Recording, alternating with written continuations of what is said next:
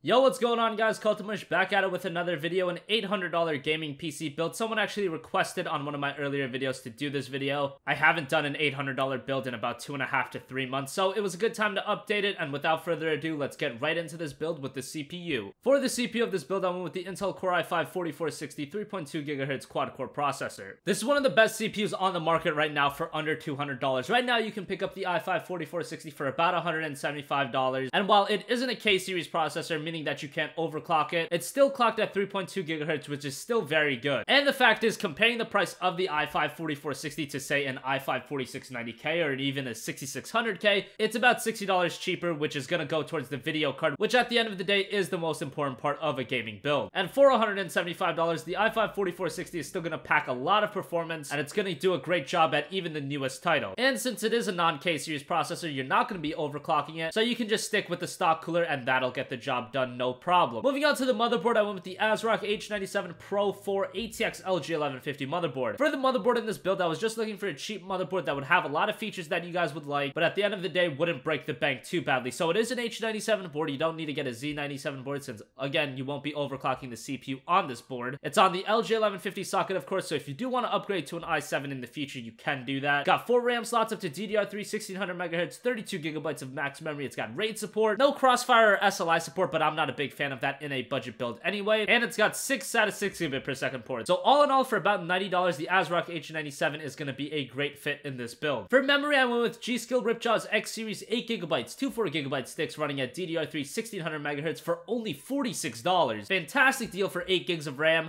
And in a budget build, 8 gigs is exactly the amount you need. 4 gigs, of course, is just too low. 16 gigs, you just don't need it in a budget and gaming build. 8 GB is going to do just fine in all your games. Honestly, even with games like Battlefront recommending 16 GB of RAM, I haven't seen much of a difference having 8 GB opposed to 16. All the games that I've tested with 8 GB of RAM, you're going to be just fine with it. And like I said, the ASRock motherboard does have 4 RAM slots, so in the future, you can go for a 16 GB configuration. But for now, in a primarily gaming build, there's really no reason to go with it. For storage, I went with the Western Digital Caviar Blue 1TB hard drive for around $50. No SSD in this build. Yes, it's $800. A lot of you guys probably would have preferred an SSD or to have an SSD and a hard drive. If you do go with an SSD, you kind of have to take a backseat with the video card. I was able to fit a pretty good video card in this build, and we'll get to that later. So I just think it's an all-around better idea to go with the Caviar Blue for now. In the future, you can get an SSD, and the Caviar Blue is still pretty damn good for a mechanical drive. The speeds obviously aren't as fast as an SSD, but for a mechanical drive, the Caviar Blue is still reasonably fast. And for $50, you're getting a terabyte of storage, which is going to let you store all your games, movies, pictures, music, all that kind of stuff is going to go on the Caviar Blue. Moving on to the video card, I went with the Asus GeForce GTX 970. This is the turbo, and it's a 4 GB video card or 3.5 GB video card, whatever you guys prefer to call it. Right now, this GPU is a sick deal. On Newegg right now, it's about $310. Then there's a $20 mail-in rebate, and then there's also a promo code that you guys can use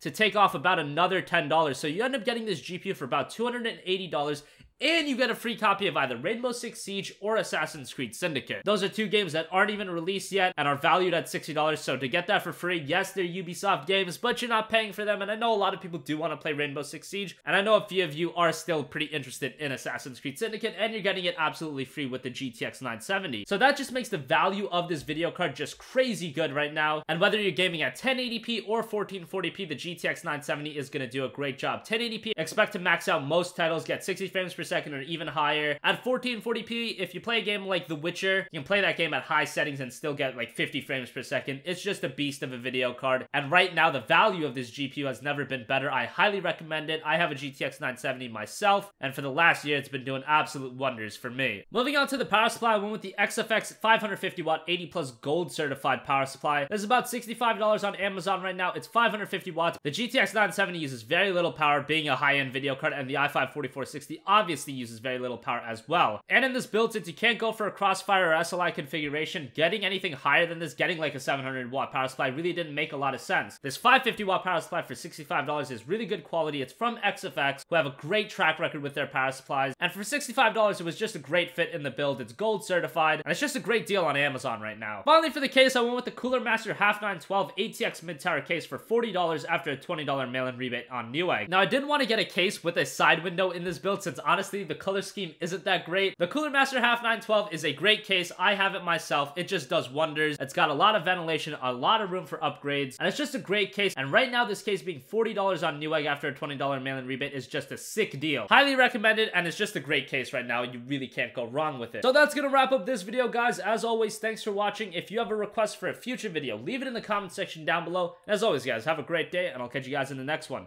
Peace out.